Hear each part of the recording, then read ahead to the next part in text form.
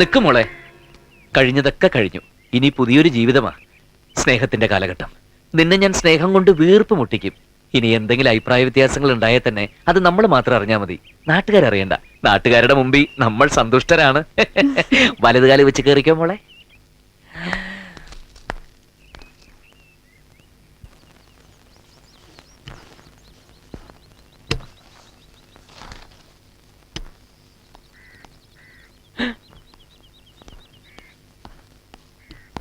എന്താടി ഇത്? ഏട്ടന്റെ ഷർട്ട്. അത് നിന്നോട് ആരാ തേക്കാൻ പറഞ്ഞത്? ഗീതു മോളെ, ഗീതു. ദാ കണ്ടില്ലേ, എന്റെ ഷർട്ട് ഇവള് തേക്കുന്നു. ഞാനിപ്പോ വന്നത് എന്ത് ഭാഗ്യം. ഭർത്താവിന്റെ ഷർട്ട് അലക്കുക, തേക്കുക, അടുക്കളയിൽ കയറി ചോറും കറിയൊക്കെ വെക്കുക, ഇതൊക്കെ ഭാര്യയുടെ മാത്രം അവകാശങ്ങളാണ്.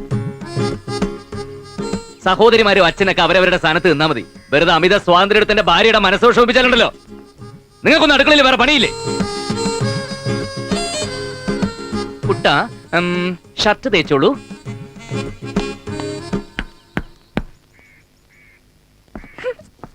എന്തായി? തേച്ച് കൊളാക്കുവോ? IPS പുതിയ ഭരണപരിഷ്കാരം എത്ര കാലത്തേക്കാണാവോ?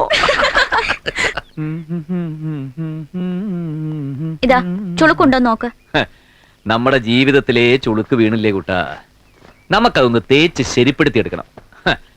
പല കുറി കരയുമ്പോൾ ചിരിക്കാൻ പഠിക്കും എന്ന് പറഞ്ഞ പോലെ പല കുറി തേക്കുമ്പോൾ തേക്കാൻ പഠിക്കും. അടുക്കളയിൽ ആരുമില്ലേ? ബ്രേക്ക്ഫാസ്റ്റ് റെഡിയായോ? ഇതാകുന്നു. എന്താ ഇതിനൊക്കെ ഇത്ര താമസം? ഇനി മുതൽ കാര്യങ്ങൾ മണിയായിട്ട് നടക്കണം. വടകൂട്ട, നമുക്ക് ബ്രേക്ക്ഫാസ്റ്റ് കഴിക്കാം. റെഡി? ഇതൊക്കെ ഇവിടെയാണോ കൊണ്ടുവെക്കുന്നത്? എല്ലാത്തിനും ഒരു അടുക്കും ചിട്ടി നീറ്റ്നെസ് ഒക്കെ വേണ്ടേ? അതെങ്ങനെ ഉണ്ടാവാനാ? വെറും ഒരു ചീള ഏട്ടിന്റെ മക്കളല്ലേ.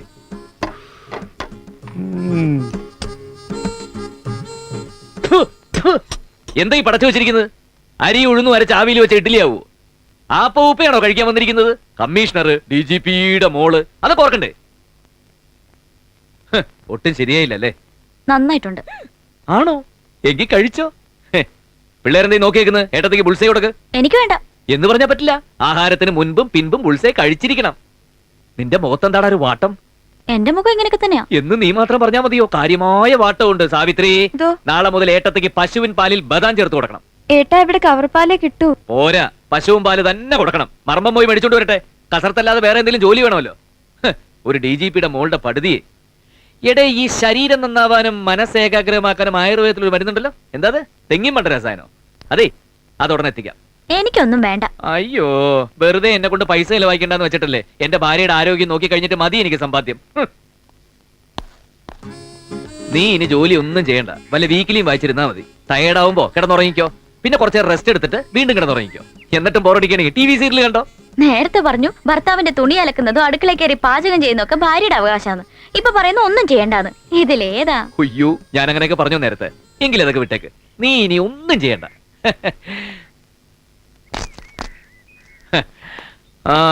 ഇടയ്ക്കിടയ്ക്ക് ഓഫീസിലേക്ക് വിളിക്കണേ കൂട്ടാ. 5 മിനിറ്റ് ഇടവിട്ട് നിന്റെ ശബ്ദം കേട്ടില്ലെങ്കിൽ ഞാൻ ആകെ മൂഡ് ഔട്ട് ആവും. ദേ, ഇനി ഓരോന്ന് ആലോചിച്ച് മനസ്സ് വിഷമിപ്പിക്കരുത്. ബ്രേക്ക് ഡൗൺ ആയിക്കണ ബന്ധം ഇപ്പൊ ടോപ്പ് ഗിയറിലായല്ലോ അണ്ണ.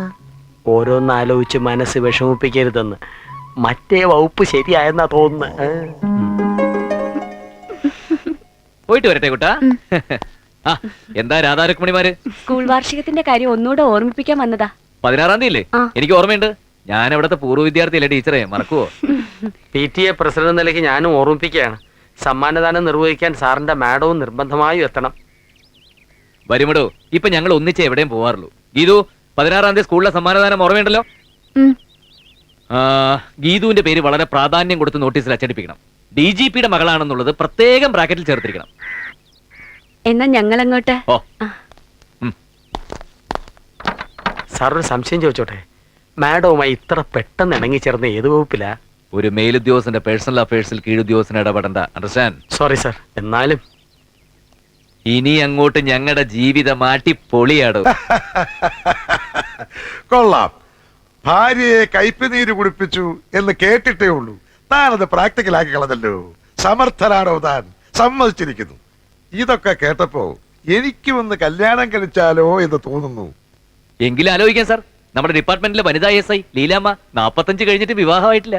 അയ്യോ, അവളെ കല്യാണം കഴിച്ചാൽ അവൾ എന്നെയായിരിക്കും കഷായം കുടിപ്പിക്കുന്നത്. അതിരിക്കട്ടെ, താൻ ഈ കഷായം കുടിപ്പിക്കുന്നതൊക്കെ പുള്ളിക്കാരത്തിക്കുള്ള ശിക്ഷയാണെന്ന് അവൾ മനസ്സിലാക്കുന്നുണ്ടോ? മനസ്സിലാക്കുന്നുണ്ടാവാം, പക്ഷെ അവളത് ഭാവിക്കുന്നില്ല. നല്ല അനുസരണ. ഓ സാർ, അവളെ നേർവഴിക്ക് കൊണ്ടുവരാനാ ഞാൻ ഈ നിർദോഷങ്ങളായ കൊച്ചു കൊച്ചു വിഷമങ്ങളൊക്കെ ഉണ്ടാക്കുന്നത്. നല്ലൊരു ജീവിത പങ്കാളിയാക്കണമെന്ന ഉദ്ദേശം എനിക്കുള്ളൂ. അവളെ മാറ്റിയെടുക്കാൻ കഴിയുമോ സാർ? അതോ ജീവിതകാലം മുഴുവൻ ഞാൻ ഈ വിഡ്ഢിവേഷം കെട്ടേണ്ടി വരുമോ?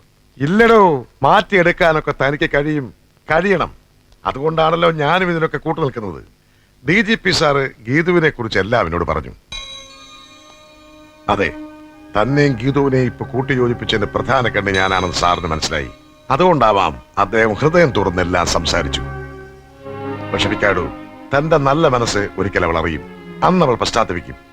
അതുകൊണ്ട് കമ്മീഷണർ സാറേ, ഭഗവാൻ ശ്രീകൃഷ്ണൻ പറഞ്ഞതുപോലെ കർമ്മം ചെയ്തുകൊണ്ടേയിരിക്കുക. ആട്ടെ, എന്താ അടുത്ത കലാപരിപാടി? സത്യം പറ, ഒരാഴ്ചയായിട്ട് നിങ്ങൾ എന്താ എന്നെ കുടിപ്പിച്ചോണ്ടിരിക്കുന്നത്? മൈ ഗോഡ്, ലിവർ എല്ലാം കൂടെ പുറത്തു വരുന്നത് പോലെ. മോളെ ഏടത്തിയുടെ മുതുകും തടവിക്കോട്. വേണ്ട, ഡോണ്ട് ടച്ച് മീ. പറ, എന്ത് വിഷമാണ് നിങ്ങൾ എനിക്ക് തന്നോണ്ടിരിക്കുന്നത്? Tell me. വിഷമല്ല ഏട്ടത്തി, വിളർച്ച മാറാനുള്ള. വിളർച്ച? ആർക്കാടി വളർച്ച? മോളെ നാരങ്ങാ നീരിൽ ഉപ്പിട്ട് കുടിച്ചാ മതി. അത് തന്റെ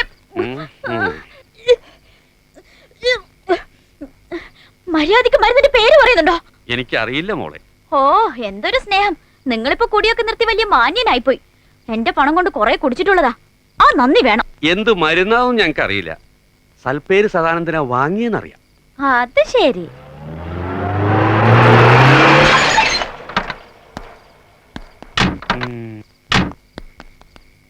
നിക്കടവിടെ. തന്നോടാ പറഞ്ഞു നിക്കാൻ.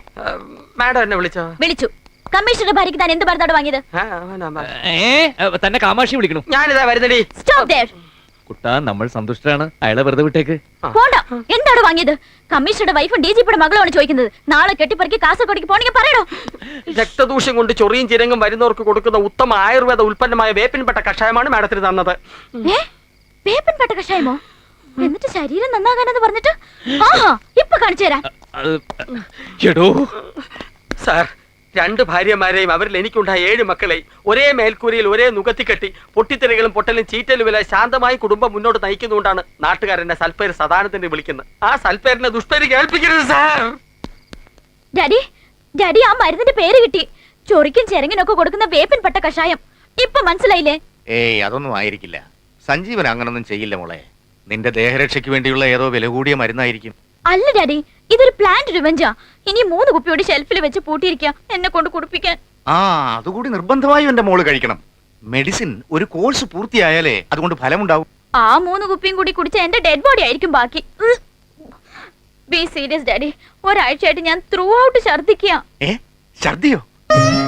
ലക്ഷ്മി, എന്താ മോക്ക് ഛർദി തുടങ്ങിന്ന്? മോളെ, മമ്മിയാ മോക്ക് ഛർദിലോ? അതെ മമ്മി, ഏതോ വൃത്തിയായിട്ട് മരുന്ന് എന്ന് ഛർദിപ്പിക്കുക. പറഞ്ഞിട്ട് ഡാഡിക്ക് മനസ്സിലാവുന്നില്ല. എന്നാ മമ്മിക്ക് മനസ്സിലായി. ദൈവം എന്റെ പ്രാർത്ഥന കേട്ടു. ഇനി അങ്ങോട്ട് ശരീരം വളരെ സൂക്ഷിക്കണേ മോളെ. കുറച്ച് മരുന്ന് ലേഖ്യമൊക്കെ വാങ്ങി മമ്മിയും ഡാഡിയും ഉടനെ അങ്ങോട്ട് വരുന്നുണ്ട്. അയ്യോ മമ്മി, ഇത് അതല്ല. ഇനി മോൾ ഒന്നും പറയണ്ട. ഇപ്പൊ അല്പം ശുണ്ടിയൊക്കെ കൂടുന്ന ടൈമാ. മോള് ഫോൺ വെക്കടി മോളെ. പൊട്ടി പെണ്ണ, ഒന്നും അറിയില്ല. ആരും എന്റെ പ്രോബ്ലം മനസ്സിലാക്കുന്നില്ലല്ലോ. ഞാൻ മനസ്സിലാക്കുന്നുണ്ട് കുട്ടാ. എനിക്ക് തന്നോടുള്ള സ്നേഹത്തിന്റെ ആഴമൊക്കെ അങ്കിളിന് നന്നായിട്ട് അറിയാം. അയ്യോ പാവം, 4-5 ദിവസമായിട്ട് നിർത്താതെ ഛർദിക്കുന്നതല്ലേ. നല്ല ക്ഷീണം ഉണ്ടാവും. ആ പിന്നെ നാളെയാണ് സ്കൂളിലെ ഫംഗ്ഷൻ. കമ്മീഷണർ ഉദ്ഘാടനം, മിസസ് കമ്മീഷണർ സമ്മാനദാനം. വീഡിയോ കവറേജ് ഒക്കെ ഉള്ളതാണ്. നല്ല സ്മാർട്ട് ആയിരിക്കണം. ഓക്കെ, വാ കിടക്കാം.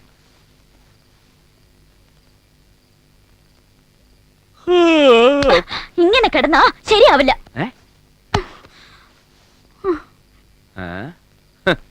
പിണങ്ങുമ്പോ ഏതൊരു ഭാര്യയും കാണിക്കുന്നൊരു വലിയ കള്ളത്തരം അത്. ചില വായി നോക്കി ഭർത്താക്കന്മാര് പുറകെ ചെല്ലും. എനിക്ക് നല്ല കൺട്രോളാ. കുറെ ദിവസം നീ ഇങ്ങനെ തന്നെ കിടക്കും.